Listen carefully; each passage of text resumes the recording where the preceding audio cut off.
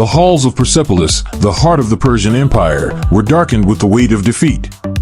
The grand city, which had once echoed with the triumphant strides of its king, now seemed to brood under a veil of tension.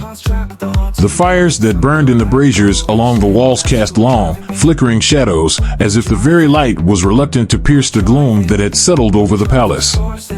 Cyrus the Great, a man whose name had been synonymous with conquest and glory, sat upon his throne with an expression carved from stone.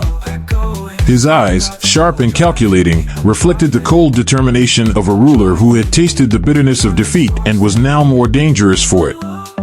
He had lost Babylon, lost it to a man who wielded powers that defied explanation, and the sting of that loss had not dulled in the 2 years since. Before him, standing in the muted glow of the torchlight, were his most trusted generals, Mazars, Gobryas, Arbaces, and Megabyzus. These were men who had stood by Cyrus in countless battles, men who had helped build the empire from the ashes of lesser kingdoms. Yet even they could feel the cold weight of Cyrus's displeasure bearing down upon them. Cyrus leaned forward, his gaze intense, sweeping over each of his generals. "Babylon still stands," he said, his voice low but filled with a simmering anger. "I have conquered half the known world, but that cursed city remains beyond my grasp. We should be celebrating its fall, yet here we are, licking our wounds like beaten dogs." Mazars, the eldest of the generals and a man of sharp intellect, stepped forward. His face was lined with age and battle, his eyes as dark and inscrutable as the night. "My lord, Babylon's defenses are formidable, yes, but it was not the walls that defeated us. It was the man who leads them, this Ira. He is no ordinary warrior. He possesses powers that are beyond human understanding, powers that turned the tide of battle against us." Cyrus's eyes narrowed, his hands gripping the arms of his throne. "Ira," he spat the name as if it were a curse. "A man with divine power, they say. But every man bleeds, Mazars. Even gods can fall." Mazars nodded, his expression thoughtful. "True, my lord. But to defeat such power, we must be cunning. We must use means that are beyond the grasp of ordinary men. We cannot rely on sheer force alone." Gobryas, a stout and battle-hardened general, spoke up, his voice gruff. "And what means do you propose, Mazars? We threw everything we had at that city, and still, we were driven back. What more can we do?" Mazars turned to Gobryas, his eyes glinting with the spark of a plan. "There are forces in this world that even the gods fear, Gobryas. In the chaos that followed Marduk's division of the worlds, many creatures of great power were scattered, lost to the annals of time. Among them are the giants, beings of immense strength and deep hatred for mankind. They were cast out and forgotten, but they still live, hidden in the remote corners of the earth." At the mention of the giants, the room seemed to grow colder, the shadows lengthening as if in response to the dark memories conjured by Mazars' words. The giants were not mere legends, they were remnants of a time when the world was young, when gods and monsters walked the earth. Cyrus's interest was piqued, his eyes narrowing in contemplation. "The giants," he repeated slowly. "I remember the stories, creatures of enormous size, driven by greed and malice. But they are creatures of chaos. Why would they fight for us?" Mazars allowed a small, cunning smile to touch his lips. "Because they hate the human race, my lord. And because they are greedy. They crave wealth, power, and the destruction of those they see as beneath them. We can offer them all that and more. I know where they dwell, far to the north in the mountains where the world ends. I will go to them, and I will offer them what they desire most, riches beyond their wildest dreams, and a chance to crush the humans they despise." Megabyzus, the youngest of the generals, whose mind was sharp as a blade, voiced his concern. "And what makes you think they will not turn on us once they have what they want? Giants are not known for their loyalty or their reason." Mazars turned his gaze to Megabyzus, his expression cool and calculating. "Because we will not trust them. We will use them, harness their strength, and once Babylon falls, we will deal with them as we see fit. They will be a weapon in our hands, nothing more." Cyrus listened to this exchange, his mind working through the possibilities. He knew that relying on such creatures was dangerous, but the lure of victory over Babylon was too great to ignore. He had already lost once, he would not lose again. Very well, Mazars, Cyrus said, his voice decisive. Go to these giants. Offer them what they desire, and bring them to our side. But be wary, if they show any sign of treachery, destroy them. We cannot afford to let monsters roam unchecked. Mazars bowed deeply, a flicker of satisfaction in his eyes. As you command, my lord. I will leave at once. Mazars' journey. Mazars departed from Persepolis under the cover of night, his mind set on the task ahead. He traveled north, leaving behind the fertile lands of Persia and venturing into the barren wilderness where few dared to tread. The landscape grew more hostile with each passing day, the mountains rising like jagged teeth against the sky, their peaks shrouded in perpetual mist. The air was cold and thin, and the ground beneath his feet was treacherous, a maze of rocks and crevices that could swallow a man whole. But Mazars was undeterred. He knew where he was going, for he had studied the old maps, the ancient texts that spoke of the giants and their hidden lairs. These were creatures born of the earth itself, beings whose strength was rivaled only by their hatred for the gods who had cast them out. After many days of arduous travel, Mazars reached the place he sought, a vast, craggy valley nestled deep within the mountains, where the air was thick with the scent of sulfur and the ground rumbled with the echoes of some distant, subterranean force. The entrance to the giant's lair was a gaping maw in the side of a cliff, a dark, yawning chasm that seemed to lead directly into the heart of the earth. Mazars stood before the entrance, feeling the weight of the mountain pressing down upon him, the darkness within calling to him like a whisper from the grave. He knew that what lay beyond was no mere legend, but a living, breathing force of destruction, a power that had been locked away for millennia. With a final, steadying breath, Mazars stepped into the darkness, his every sense on high alert. The air within the cave was thick and oppressive, the walls slick with moisture and the ground uneven and treacherous. The deeper he went, the more he could feel the presence of the giants, a sense of immense, slumbering power that thrummed through the very rock around him.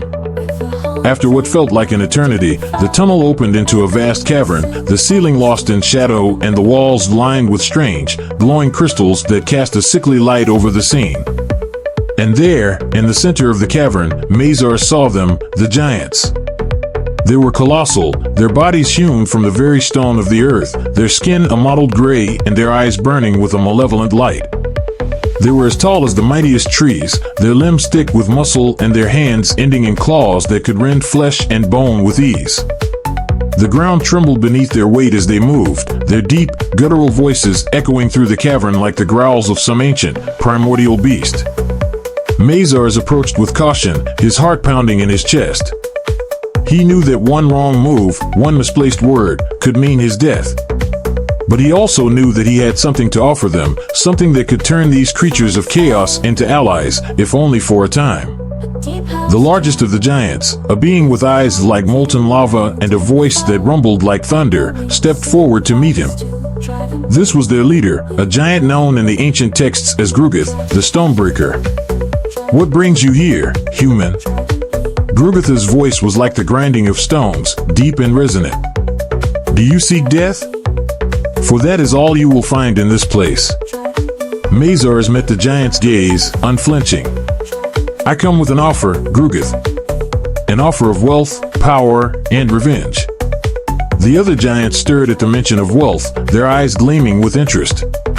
Gruggith, however, remained cautious. Speak, human, but know that if your words do not please me, I will crush you where you stand. Mazars nodded, taking care to keep his tone respectful but firm. I come on behalf of Cyrus the Great, ruler of the Persian Empire.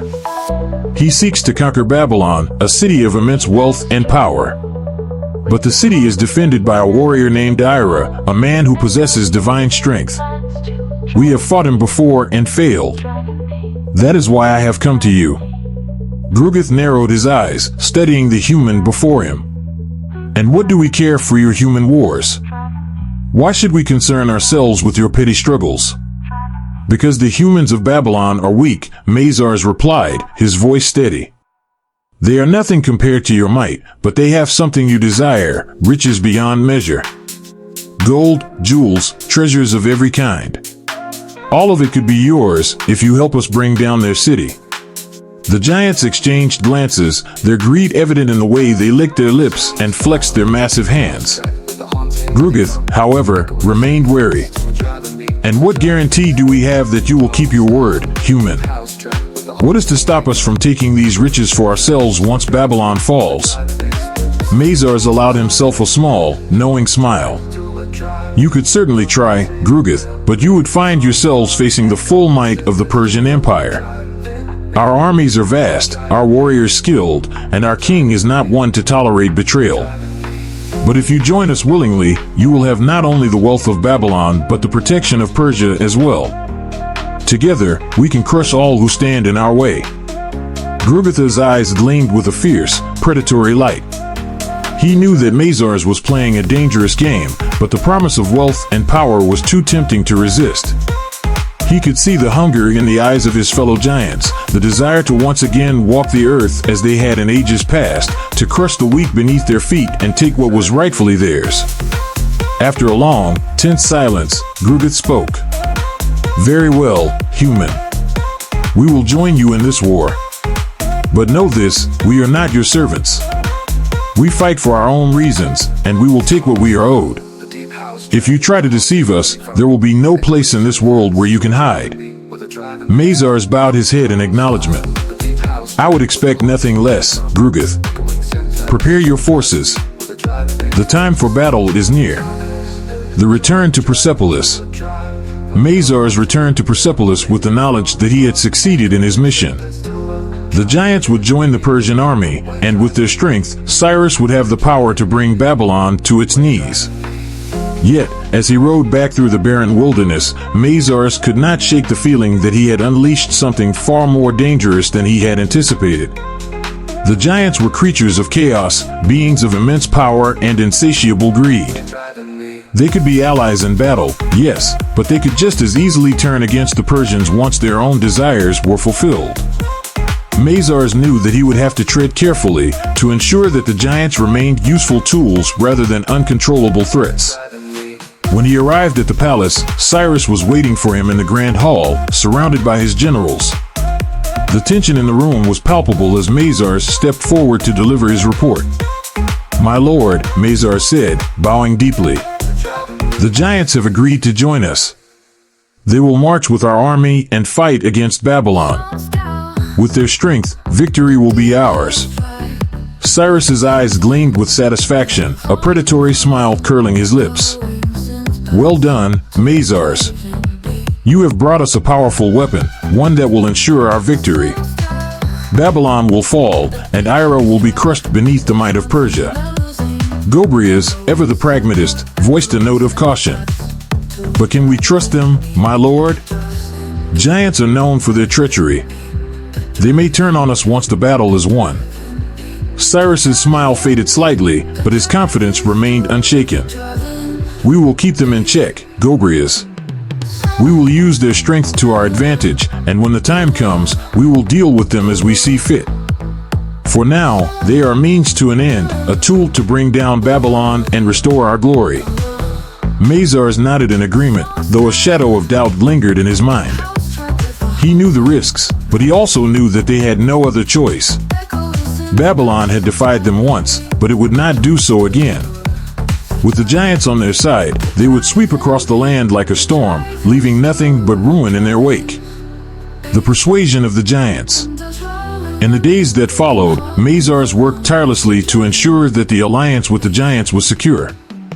He traveled once more to their hidden lair, where the giants were already preparing for war, their massive weapons being forged from the very stone of the mountains. Gruggith, ever the shrewd leader, was not content with mere promises. He demanded that Mazars show proof of the wealth that awaited them in Babylon, proof that the Persian king would keep his word. Mazars, knowing that he could not afford to lose their support, arranged for a caravan of gold and jewels to be brought from Persepolis to the giant's lair. It was a display of wealth that would have made even the richest kings envious, chests overflowing with gold coins, priceless gems that sparkled like stars, and treasures that had been plundered from the farthest corners of the empire. The giants, their eyes gleaming with greed, accepted the tribute with deep, rumbling laughter. They were pleased, for the riches confirmed what Mazars had promised, that Babylon would indeed be worth their while. But Mazars did not stop there. He spoke to the giants of the glory that awaited them, the chance to crush the human cities that had risen in the wake of their banishment, to reclaim the power that had been denied them for so long. "You will walk the earth once more as gods," Mazars told them, his voice filled with the fire of conviction. "You will take what is yours by right, and no man will dare stand in your way. The Persian Empire will be your ally, and together, we will reshape the world." The giants, swayed by Mazars' words and the wealth before them, pledged their loyalty, at least for the time being. They would march with the Persians, they would lay waste to Babylon, and they would claim the riches that awaited them. But even as they agreed, Mazars knew that their loyalty was a fragile thing, built on greed and the promise of power. He would have to be vigilant, to keep a close eye on these creatures of chaos, to ensure that they did not turn on him before their task was done. The storm on the horizon. With the giants now in their ranks, the Persian army began to gather its strength once more.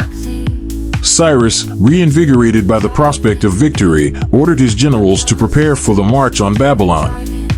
The city that had once defied him would soon fall, and the name of Cyrus the Great would once again strike fear into the hearts of all who opposed him. But as the Persian army assembled, as the giants readied their weapons of stone and steel, a sense of foreboding hung over the camp.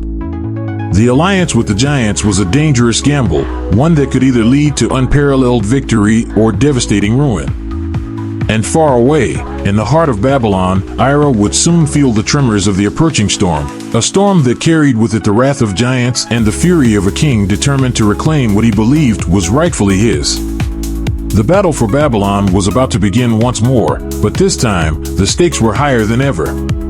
The giants, long forgotten in the mists of time, were marching to war, and the world would tremble beneath their feet.